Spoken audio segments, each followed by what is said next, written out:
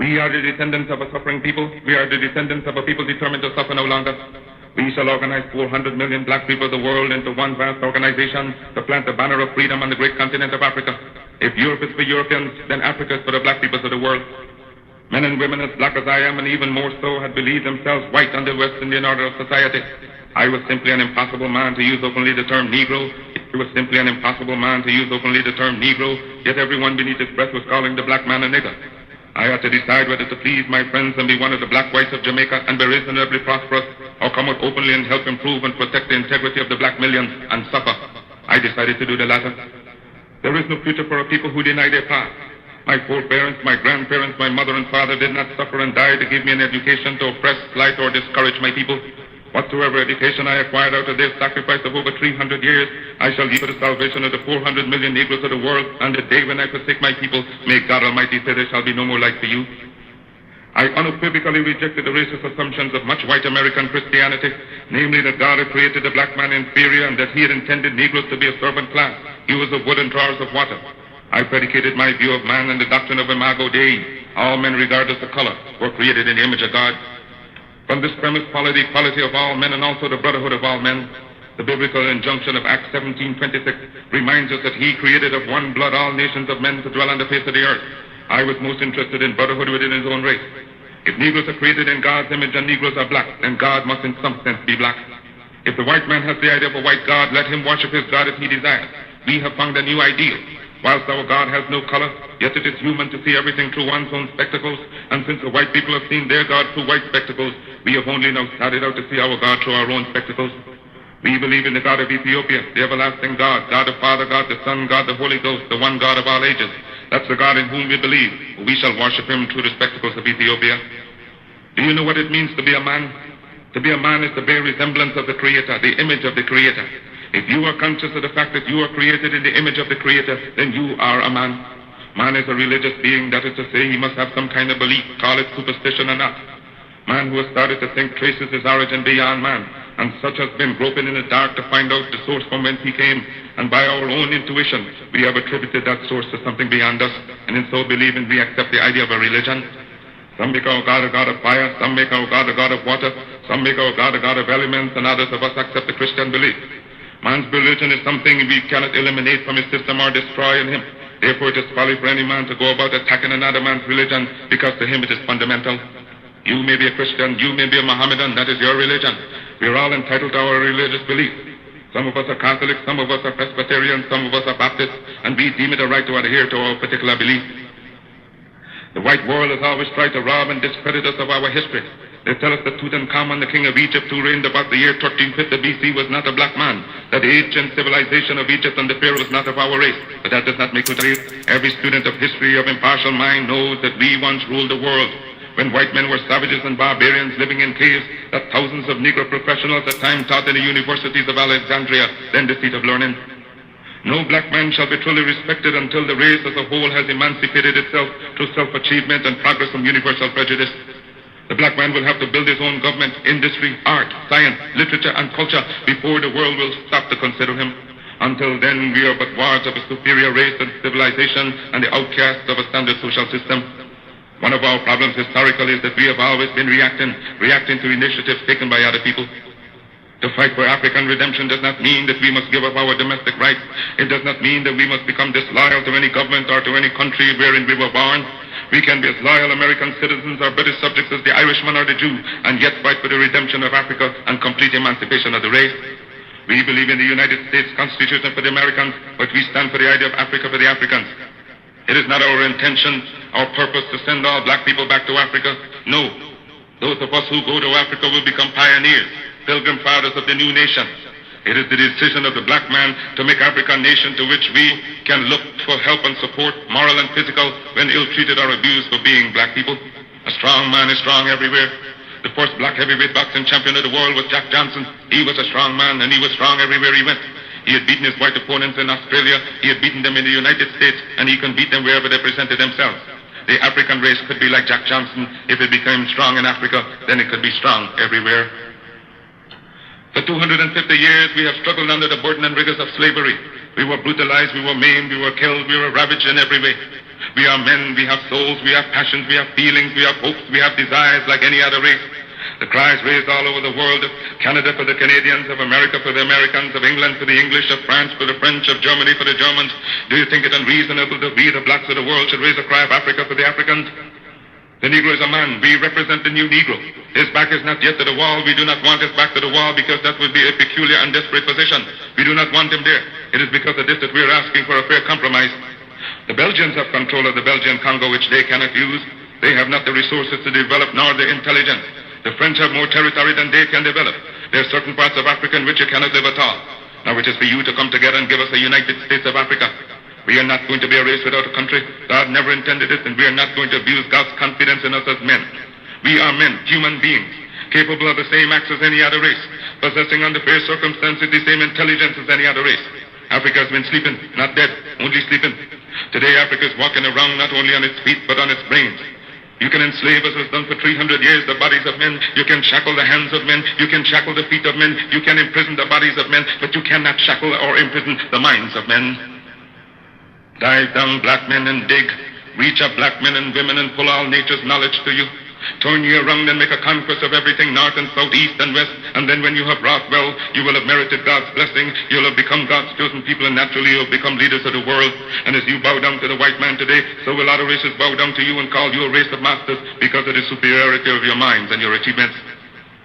No race has the last word on culture and on civilization. You do not know what a black man is capable of.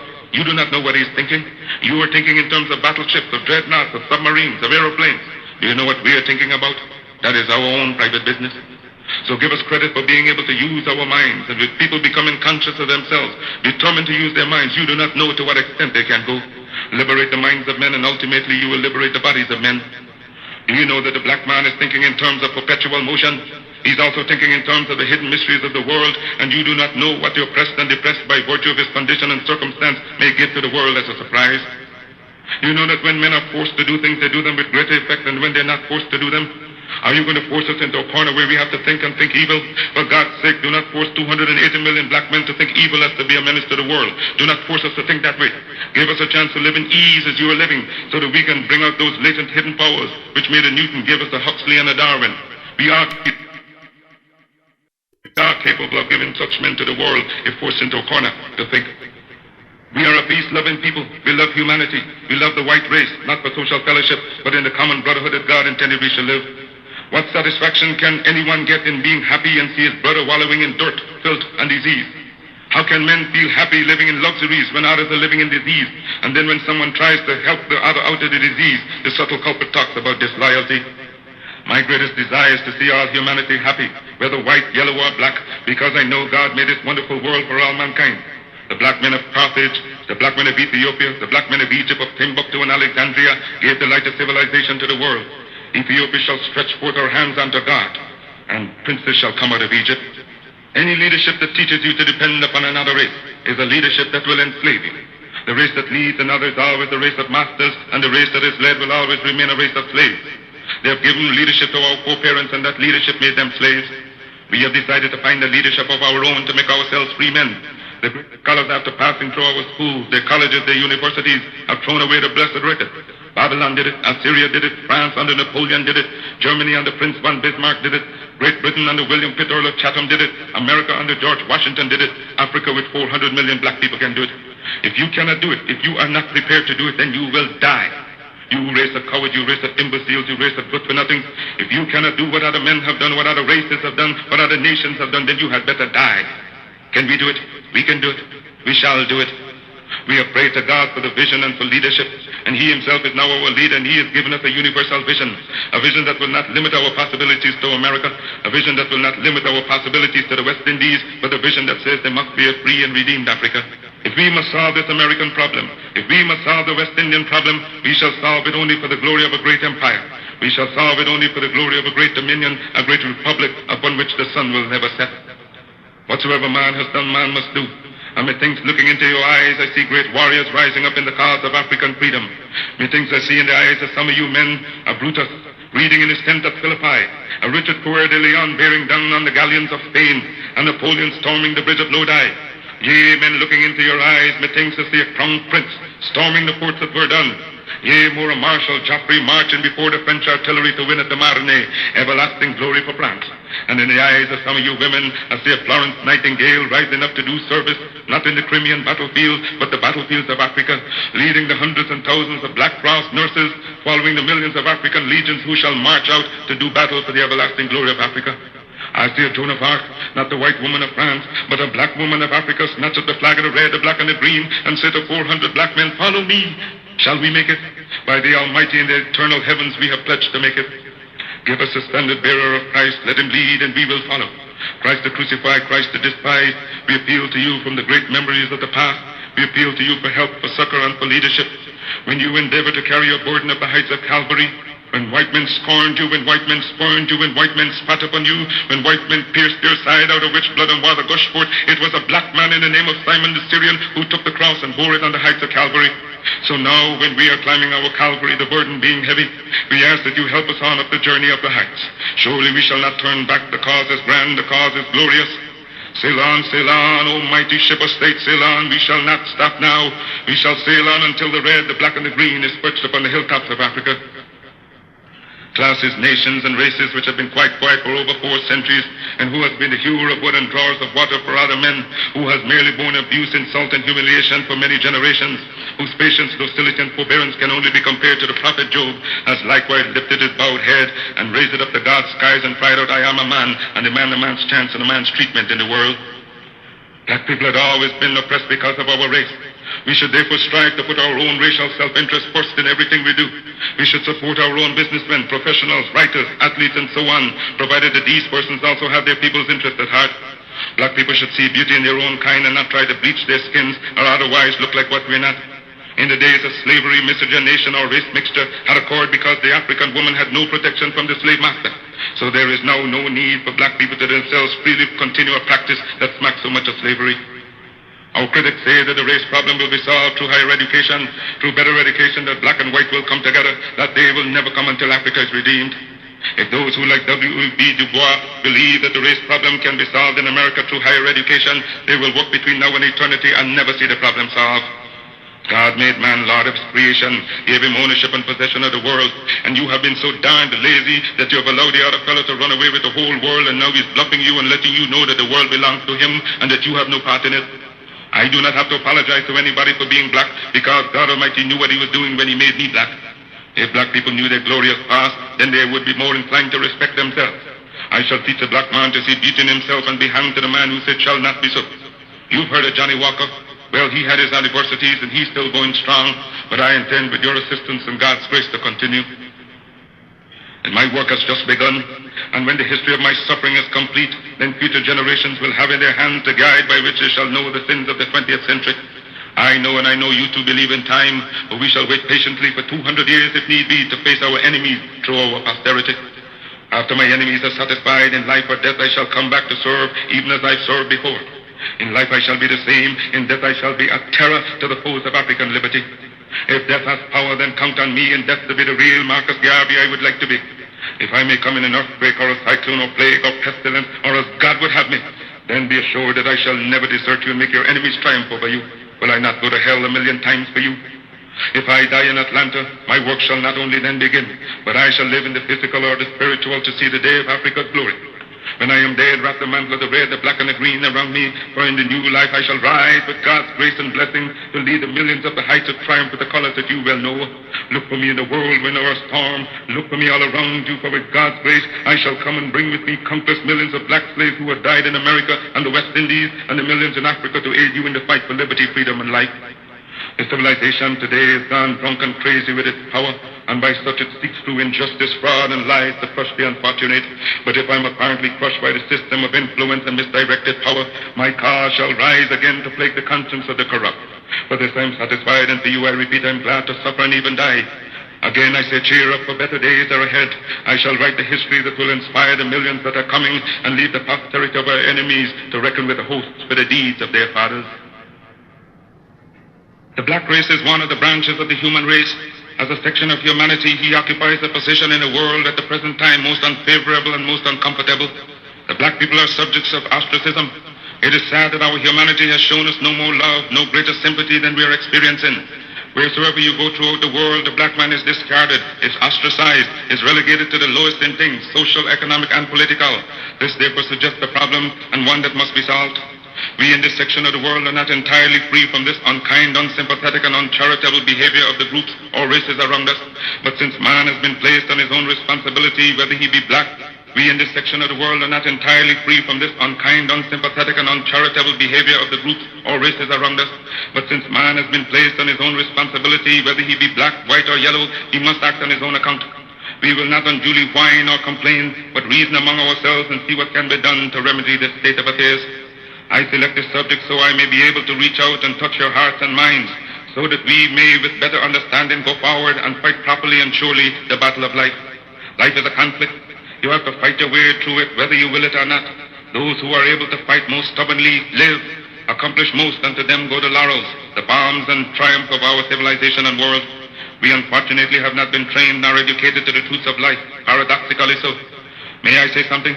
To give you a true knowledge of yourself and life, so that the same glory and success attained by other men who understand themselves may be yours.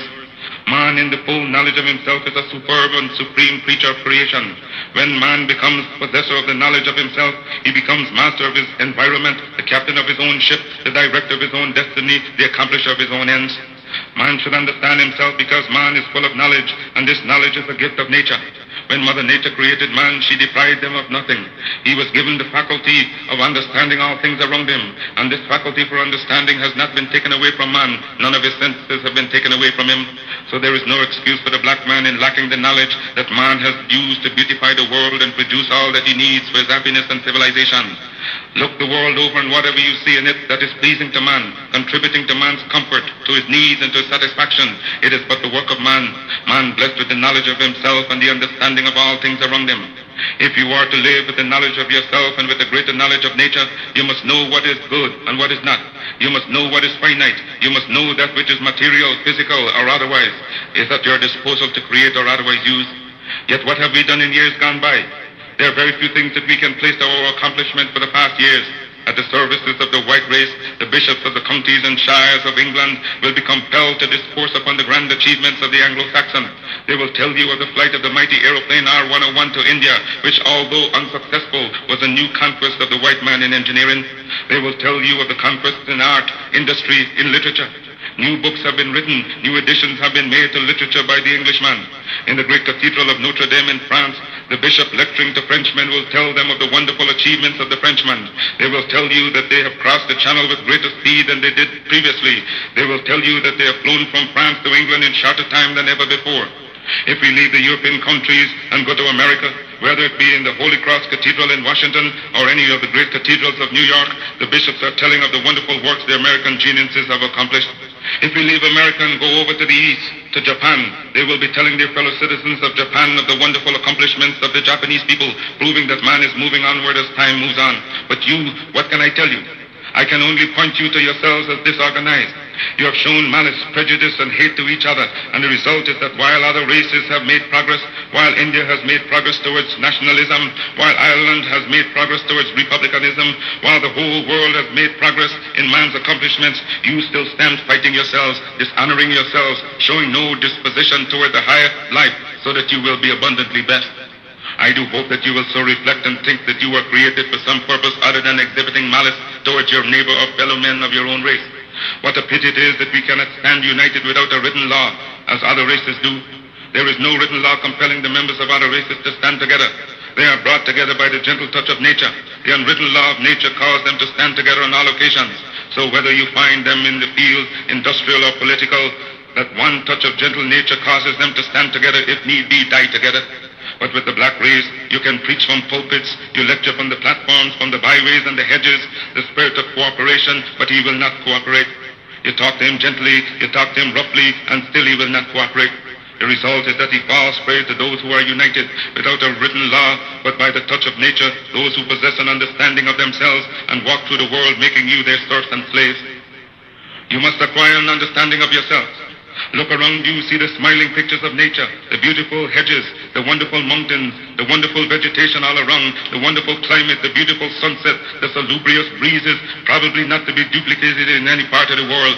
But because of your disposition to each other, you live in suffering, in want, in penury, and in debt.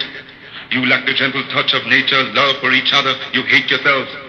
We in this part of the world constitute 1/1,000,000th part of 400 million, and there are not 10 of us united in the real spirit of racial love. As I have said before, a congregation of white men gathered together as you are, if you were to take a true analysis of their souls, you would find that the heart of every man present beats in unison, carrying out a certain object for the protection of himself and his posterity. But with you it is merely different. That is your disposition. Where are we going to end? I cannot tell. It seems peculiar that we have sprung from the same mold and yet be so different. Our lack of success is traceable to our bad conduct. At the present time, there is great agitation in the country about aliens coming here and monopolizing our trade. How can we blame them when they form such a small part of our population and cannot control themselves? If there is any blame, it is yours because of the lack of cooperation among you. But they could have achieved no success if we didn't want them to. The success we should have, we deny ourselves and give it to them because we hate ourselves. Black men, black women, what is wrong with you? Why have you no affection for yourselves? Could I hope to see you living among yourselves as the people I have spoken of, living in charity, love, in sympathy with each other? It can be done. I wonder if you will adopt that course. Isn't it easier to enjoy prosperity than to live in ignorance and darkness? Why select the worst out of nature? Nature never gave pain, suffering, and death to the world. It was man himself who selected death, pain, and sorrow. I wonder if I cannot inspire you to select between good and evil, the enjoyment of which nature is willing to yield. Let me impress upon you once again that whatsoever your hardships may be, whatsoever your difficulties in life, they are all your own selection. And so, if you encourage them, if you husband them and take them to your bosom, they will abide with you. Nature will not take them from you as Mother Nature did not give them to you. She is not responsible for your sorrows. Mother Nature represents all that is beautiful. She gave you the highest personality in the realm divine. Your sorrows are your own. Your neighbor doesn't want to hear them because he didn't give them to you. Black men and women, will you get the knowledge that white men have that causes them to be leaders and masters in the world? They are not gods with a peculiar source of understanding the world around them. They have only given expression to the knowledge of their humanity and been able to use and conquer all to their own satisfaction and glory. And that is why they are always greater than you in every community that you find them. Isn't it strange that wherever the white man is found, he takes precedence over you? Why is that so? Answer that for yourselves, black men and black women. Wheresoever you come in contact with a white man, you always have to go down in defeat before him. Why? Whether it be in England or France or in America, you always have to go down to the white man, and yet he has 2 eyes, 2 feet, 2 hands, same passions, same senses and feelings as you have. Your feet are not put on opposite sides, nor your hands turned the other way around. But it is because you fail to use your will, your knowledge, and your mental faculties to the point where you will enjoy life around you. I am not in the gutters and in the pond of despair because I use my intelligence. But I swear that no man alive shall ever use his intelligence in understanding the works of nature more than I. I shall rise as high as he ascends. I shall meet him on the same platform of mental equality and fight him until thy kingdom come, because nature created us equal. I want you to make up your minds as I have made my mind up many years ago. Make up your minds that you will rise to the knowledge of your soul and extract from Mother Nature the blessings that she will be willing to bestow on her sons. Take from her her sweet drinking water, extract what is pure and reject what is impure. That is what other races do. But you, because of your ignorance, cannot understand and decide between good and evil. With a greater knowledge of life, you're able to appreciate all things around you. I'm able to speak to you here because I understand you. Understand your neighbor, your wife, your children, and you will be able to live in harmony with each other and get the best out of life. One man lives in his home pleasantly. He understands his wife, children, his servants. He knows their movements and knows how to interpret them. A second man fails to get along with his family due to the lack of understanding. You will hear a man say, Mr. So-and-so is a nice man to get along with. This is due to the mutual understanding between these two men. As of that citation, so of the laws of nature. So many of you die, so many of you suffer because of your ignorance of the laws of nature. The early Africans were able to be fathers of our civilization because they persevered in their object. When we hear of the civilization of the Alexandrias, of the Timbuktus, the creation of the black man in the early ages, do we realize that the civilization we now enjoy was handed down to the present century, and that the improved civilization that we see is the results of the civilization that the black men laid down thousands of years ago? But the black man went back to sleep and is still sleeping. But we are trying to awaken you to the true consciousness of yourself. You young black men, you young black women, may we not appeal to you, knowing you as we do, to turn over a new leaf, rejecting the ignorance, the foolishness, the childishness that has been your part for these many years. We have looked into your faces for these many years, you, the growing mankind, the rising generation, and no serious thought can we see registered on your countenance but the thought of vulgarity. I have been in your presence and my heart bleeds for you, the conduct you reflect. I have listened to your dirty language used to express yourselves when you could have expressed yourselves in good form. Can I appeal to the black manhood to turn over a new leaf? I'm ashamed of my black manhood. What I have said to the black men, I also say to the black women. Your conduct is disgraceful. Young women whose personality spells respectability, at the least provocation, the filthy words they utter would always make you run and turn away from them. A race that cannot conduct itself any better than that is bound to go down in defeat, is bound to go down in death, in hell and degradation, while the other race is bound to reach the pinnacle above. Your conduct is going to destroy you. You are driving your best friends away from you. Men will not respect you because you do not respect yourself. As I come in contact with my race, both from a financial and social point of view, I realize how weak we are in the essentials that make for success. You are your own worst enemy. The black man goes into business and tries to do right things, but what do we find? He gets no support from his fellow man. They lie on him, rob him, and the next thing you hear, he's out of business, pulled down by you, his brothers. The other people, by their honesty and faith that they exhibit in each other, are bound to succeed. We, the blacks, have no faith and are dishonest to each other. But I do hope that time will bring a better spirit of cooperation and unity. There is no love for the man in black. See how we are struggling on this earth, struggling as strangers in a foreign clime, struggling in America, in Europe, in Asia, and in Africa, where men look upon us not with love.